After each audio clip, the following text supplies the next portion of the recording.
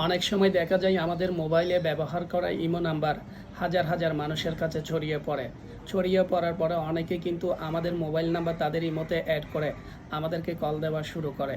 তাতে অনেক সময় আমরা বিরক্ত হই। তবে আজকে আপনাদেরকে এমন একটি সেটিং করে দেখাবো ইমোর মধ্যে, কেউ যদি আপনার ইমো নাম্বার পেয়ে থাকে আর সে যদি চেষ্টা করে ইমোতে অ্যাড করে আপনাকে কল দেওয়ার জন্য, তাহলে তা কখনো সম্ভব হবে না। তার আগে বলে দিচ্ছি, আমার ভিডিওটি দেখার পরে আপনাদের যদি উপকার এসে থাকে অবশ্যই একটা শেয়ার করে দিবেন। আমরা সরাসরি চলে যাব আমাদের ইমো আইডিতে। ইমো আইডিতে আসার পরে সিকিউরিটি অ্যান্ড প্রাইভেসি লেখা আছে, এটাতে ক্লিক করব। ক্লিক করার পরে আপনাদেরকে এখানে অসংখ্য অপশন দেখাবে। আপনারা চলে যাবেন স্ক্রল করে নিচের দিকে আসার পরে এখানে লেখা আছে মেথড ফর অ্যাডিং মি, এটাতে ক্লিক করবেন। এখানে ক্লিক করার পরে এখানে অসংখ্য অপশন শো করবে। আপনারা উপরের অপশানে চলে যাবেন ফোন নাম্বারে ক্লিক করার পরে দেখবেন সবার কিন্তু অ্যাড মি ডিরেক্টলি এটা লেখা আছে এবং তার পাশে এভাবে টিক চিহ্নটা থাকবে।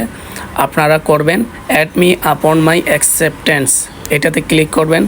এটাতে যখন ক্লিক করবেন, কেউ যদি আপনার ফ্রেন্ড হতে চাই, সর্বপ্রথম ফেসবুকের মতো আপনার কাছে ফ্রেন্ড রিকোয়েস্ট আসবে, আর আপনি যখন অ্যাকসেপ্ট করবেন তখনই কিন্তু সে আপনার ফ্রেন্ড হতে হবে।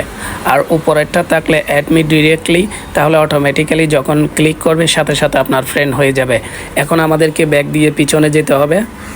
পিছনে যাওয়ার পরে দেখবেন এখানে আরও অপশন দেখাবে। দেখুন আমরা ব্যাক দিয়ে পিছনে চলে আসলাম। এখানে আপনাদেরকে ক্লিক করতে হবে অ্যাড ফোন কন্ট্যাক্ট, এটাতে ক্লিক করবেন। দেখেন এখানে তিনটা অপশন দেখাচ্ছে।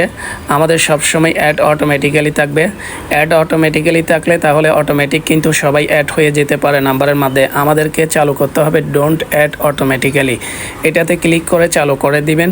ঠিক এভাবে আপনারা সেটিং করে নিলে তাহলে কেউ হাজার হাজার মানুষের কাছে যদি আপনার ইমো নাম্বার যায়, তাহলে কেউ কিন্তু আপনার সাথে যোগাযোগ করতে পারবে না যতক্ষণ পর্যন্ত আপনারা তাদের ফ্রেন্ড রিকোয়েস্ট অ্যাকসেপ্ট করবেন। ধন্যবাদ, একটা শেয়ার করে দিবেন।